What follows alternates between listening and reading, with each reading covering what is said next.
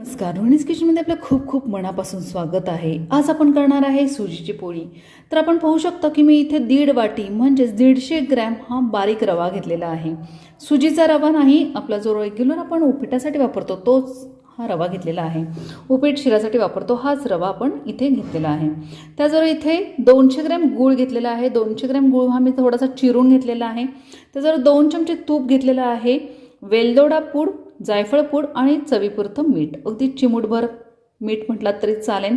हाताच्या चिमटीमध्ये हे मीठ बसतं इतपत आपण हे मीठ घेतलेलं आहे. तर आपण रेसिपी करण्यासाठी सुरुवात करूयात. मी गॅस सुरू केलेला आहे आणि त्याच्यामध्ये कढई गरम करण्यासाठी ठेवलेली आहे. हे आहे कढई गरम झाल्यानंतर मी यामध्ये 2 चमचे तूप घेते आहे. आपलं तूप छान गरम झालेलं आहे. तूप गरम झाल्यानंतर लगेचच आपण याच्यामध्ये रवा सोडून घेणार आहे. तर मी इथे जो आपला 1.5 वाटी रवा आहे तो सोडून घेतलेला आहे.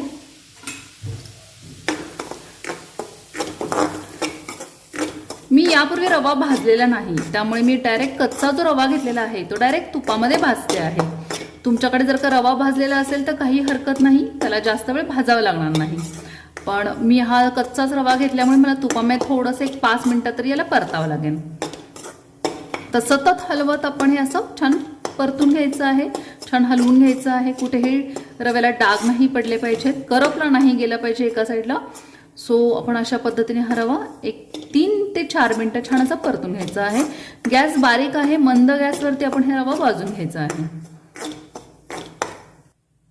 आता पाहू शकता आपण की अगदी 3 ते 4 मिनिटं, साधारण 4 ते 5 मिनिटे मी हा रवा छान भाजलेला आहे आणि त्याचा रंग देखील बदललेला आहे. तर आपण सतत असं हलवत हा रवा छान भाजून घेतलेला आहे. आता मी इथे जो गॅस आहे आपला तो सुरूच आहे. पाणी आपलं गरम झालेलं आहे. तर याचबरोबर मी इथे पाणी सोडते आहे. अगदी गॅस मंद केलेला आहे. बारीक गॅसवरती आपण पाणी सोडून घ्यायचं आहे.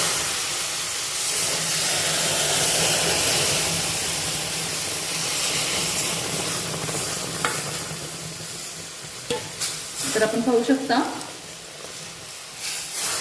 होतायचं नाहीये. तर आपण पाहू शकता की अगदी बोलेपर्यंत म्हणजे यातलं पाणी आळलं देखील. तर असा रवा खूप छान अशा पद्धतीने छान शिजलेला आहे. बघा पाणी संपूर्ण त्यातलं आटलेलं आहे. आता आपल्या पुन्हा जे गूळ घालणार आहोत तर त्या गुळाचं पाणी सुटतं, म्हणून आपण पाणी इथे 3 वाटी घेतलेलं आहे. 1.5 वाटी रवा असेल तर अशा पद्धतीने तुपामध्ये हे खूप छान असा मस्त रवा भाजल्यामुळे खूप सुंदर असा फुलला आहे. आणि आता आपण पाहू शकता की आपलं जे हे रवा आहे तो शिजला देखील आहे, त्याचबरोबर मऊसूत छान झालेला आहे. आता आपण जो 200 ग्रॅम गूळ घेतलेला आहे, तुम्ही कमी जास्त करू शकता, पण 150 ग्रॅमला कमीत कमी 150 ग्राम हा गूळ पाहिजे, तरच आपलं कणिक जे असतं पीठ असतं त्यामुळे त्याच्यामध्ये छान गोडसर अशा पोळ्या होतात. तर सुजीच्या पोळी करताना लक्षात ठेवा नेहमी की आपण हा जो गूळ आहे तो 200 ग्रॅम घेतलेला आहे. जास्त गूळ घ्यायचा आहे. सो आता अशा पद्धतीने आपण गूळ देखील खूप छान मिक्स करून घ्यायचं आहे. हे गरम सर्व असल्यामुळे गूळ देखील 2 ते 3 मिनिटांमध्ये खूप छान मेल्ट होतो.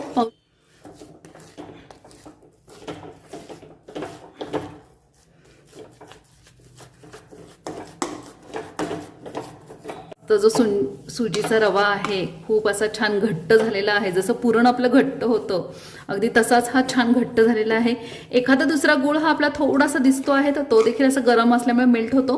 त्याचबरोबर आता आपण इथे वेलची पावडर घेतलेली जी आहे ती ॲड करायची आहे. जायफळ पावडर आहे घेतलेली ती ॲड करायची आहे आणि चिमूटभर मीठ. गोडाचा पदार्थ असेल तरी देखील आपण इथे मीठ ॲड करायचं आहे. तर आपण हे संपूर्ण मिश्रण पुन्हा एकजीव करायचं आहे आणि आपली ही सुजी जी आहे ती तयार झालेली आहे. तर आता याला मी 10 ते 15 मिनिटासाठी झाकून ठेवते आहे. मी गॅस बंद करत आहे. गॅस बंद केलेला आहे आणि गॅस बंद करून आपण 5 ते 10 मिनिटासाठी ह्याला झाकून ठेवणार आहोत. मोजून मळणार आहे. तर मी इथे 150 ग्रॅम गव्हाचे पीठ घेतलेलं आहे आणि गव्हाचं पीठ घेताना देखील मी ते चाळून घेतलेलं आहे. तर आपण जास्त देखील पीठ मळू शकता, त्याची चपाती बनवू शकते, पण मी इथे थोडंसं आज मोजून करत आहे त्यामुळे अगदी चिमूटभर असं अर्धा चमचा मीठ घातलेलं आहे. चिमूटभर म्हणताना नाही पण अर्धा चमचा मी इथे मीठ यूज केलेलं आहे. मीठ घातल्यानंतर मी इथे 1 पळी तेल सोडते आहे. तर पहा, तेलामध्ये जर का आपण मस्त असं पिठामध्ये तेल सोडलं तर खूप खमंग अशी खुसखुशीत ही आपली पोळी होते. त्याचबरोबर त्याच डब्याने मी इथे पाणी मोजून घेते आहे. थोडंसं एक पळी मी असं छान तेल सोडलेलं आहे ते चोळून घेते, मीठ घातलेलं आहे आपण आणि अंदाजे अर्धा डबा पाणी घेतलेलं आहे. तर पिठामध्ये आपण लागेल असंच पाणी मिक्स करायचं आहे, अगदी सगळंच पाणी एकदम ओतायचं नाही. तर अशा पद्धतीने हे आपण छान मस्त असं पीठ मळून घ्यायचं आहे.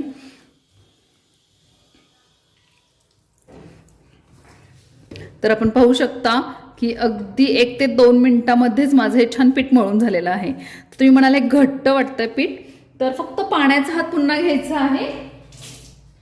म्हणजे मी भांड्यातलं पाणी संपूर्ण ओतलेलं आहे आणि हाताला फक्त पाणी लावून घेतलेलं आहे आणि अशा पद्धतीने हे पीठ फक्त पुन्हा एकदा मळून घेते आहे. तर अगदी असं पातळ जसं पुरणपोळीला लागतं असं पीठ काही मळण्याची आपल्याला आवश्यकता नसते. तर हे अशा पद्धतीने मी छान असं पीठ मळून घेतलेलं आहे, आपण पाहू शकता. तर हे असं जे पीठ आहे आपलं तयार झालेलं आहे. आता पाहू शकता की आपलं हे पीठ जे आहे ते खूप सुंदर असं मळून झालेलं आहे. मी अगदी 1-2 थेंब फक्त तेलाचा हात इथे लावून घेते आहे. हे बघा, आपण तेल 1-2 ते 3 थेंब सोडलेलं आहे आणि ते पिठाला असं छान असं लावून घेते आहे. त्याचबरोबर एक भांडं घेतलेलं आहे आणि त्या भांड्यामध्ये मी हे पीठ ठेवते आहे. तर एक 10 ते 15 मिनटे आपण हे पीठ छान भिजून द्यायचं आहे. तर हे मिश्रण भिजून द्यायचं आहे पीठ आणि आपण सुजी जी आहे ती गार करून द्यायची आहे. तर आता आपली जी सुजी आहे ती आपण झाकून ठेवून एक 10 ते 15 मिनटं झालेले आहेत आणि आपण पाहू शकता की आपली सुजी जी आहे ती अशी घट्टच झालेली आहे, अगदी पातळ अशी झालेली नाही. तर अगदी योग्य अशी मस्त पूर्णासारखी सुजी झालेली आहे आपली तयार.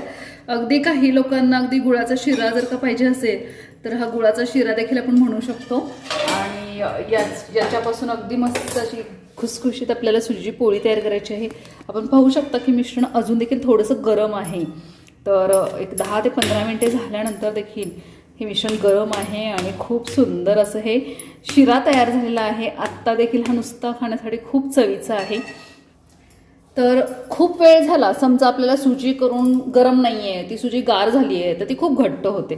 तर अशा वेळेला आपल्याला मळता येत नाही. सो गरम गरम असताना ही सुजी आपण थोडीशी अशी मळून घ्यायची आहे. तर बघा, मी थोडासा पाण्याचा हात म्हणजे गार फक्त पाण्यामध्ये हात घातला होता आणि हे असे सुईचे गोळे तयार करून घेते आहे. तर हे अशा पद्धतीने आपण सुईचे गोळे आपण हे छान तयार करून घ्यायचे आहे. जसे आपण पुरणाचे गोळे तयार करतो ना, सेम आपण असे सुईचे गोळे तयार करायचे आहेत. जेव्हा आपला हा मोठा गोळा असेल तर आपल्याला हा जो गव्हाच्या पिठाचा गोळा आहे तो अगदी छोटासा घ्यायचा आहे. म्हणजे साधारण आपल्याला त्याच्या निम्मा हा आपल्याला छोटासा गोळा घ्यायचा आहे. तर जेव्हा आपण ही सुजीचा गोळा मोठा असेल आणि आपल्या जो चपातीच्या पिठाचा गोळा आहे तो लहान असेल तर याच्यापेक्षा देखील आपण असं छान लहान करू शकता गोळा. तर आणि मग याची ही अशी पारी करून आपल्याला छान असं भरून घ्यायचं आहे. तर कधीही लक्षात ठेवा, जर का आपल्याला गोड अशी पोळी पाहिजे असेल तर सुजीचं जे पुरण आहे ते जास्त भरायचं आहे आणि चपातीच्या पिठाचा गोळा हा छोटासा घ्यायचा आहे. तर आपण हे अशी पुरी करून घेतलेली आहे पिठाची ह्या गोल आणि आपण हे जे सारण आहे ते आपण याच्यामध्ये भरून घ्यायचं आहे. तर हे अशा पद्धतीने आपण सारण छान असं अशा पद्धतीने आपण हे सारण छान भरून घ्यायचं आहे. बघा, अगदी कुठेही आपल्याला ही पोळी अशी फुटताना दिसत नाही. सारण पण जास्त आहे. जर का सुजीच्या पोळीचं सारण जास्त असेल तरच पोळी खूप छान लागते. आणि हे अशा पद्धतीने आपण सील करून हे असं पॅक करून घ्यायचं आहे.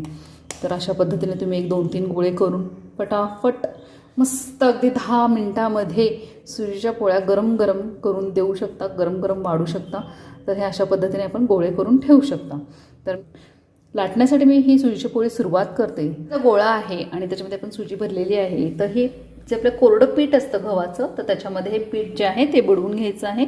त्याचबरोबर आपण हे असं पिठामध्ये बुडवून घेतल्यानंतर लाटण्याच्या साहाय्याने लाटून घ्यायचं आहे. आणि सारण अगदी योग्य प्रमाणामध्ये आहे. मी अगदी पोळी उचलते आहे, पलटते आहे, तरी देखील पोळी कुठेही फुटत नाही.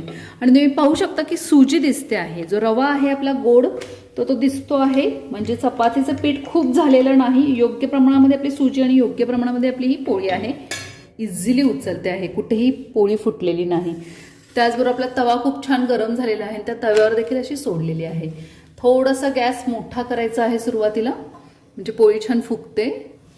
आता आपण पाहू शकता की आपली पोळी जी आहे ती खमंग एका बाजूने मस्त अशी फुगते आहे.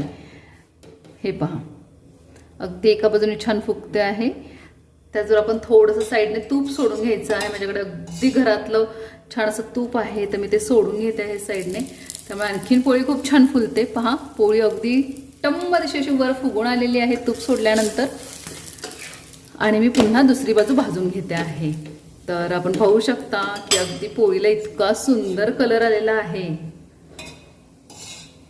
आणि पुन्हा असं मी छान तूप सोडल्यानंतर ही पोळी खूप खमंग अशी मस्त फुगलेली आहे.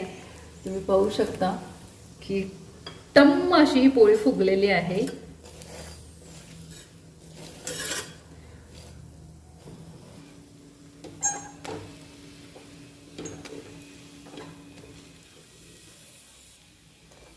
तर दाबल्यानंतर देखील ही पोळी फुटत नाही, तर उलट खूप छान फुगते आहे. हे पहा, मस्त अशी आपली ही सुजीची पोळी तयार झालेली आहे. थंडीमध्ये, मार्गशीर्ष महिन्याच्या गुरुवारमध्ये आपण ही नैवेद्याला देखील करू शकतो. त्याचबरोबर आपण थंडीमध्ये गूळ खाल्ला पाहिजे. तर अशा पद्धतीने आपण ही सुजीची पोळी मुलांना करून देऊ शकता. मस्त अशी खमंग खुसखुशीत आपली सुजीची पोळी तयार झालेली आहे. दूध आणि त्याच्यावरती अगदी 2 चमचे तूप. तर पाहू शकता आपण दूध तूप घातल्यानंतर आणि त्याच्याबरोबर ही पोळी खाल्ली तर अप्रतिम लागते. आणि अशा पद्धतीने ही आपली मस्त अशी सुजीची पोळी तयार झालेली आहे. आपल्याला रेसिपी आवडली असल्यास लाईक शेअर आणि सबस्क्राईब नक्की करा. थँक्यू.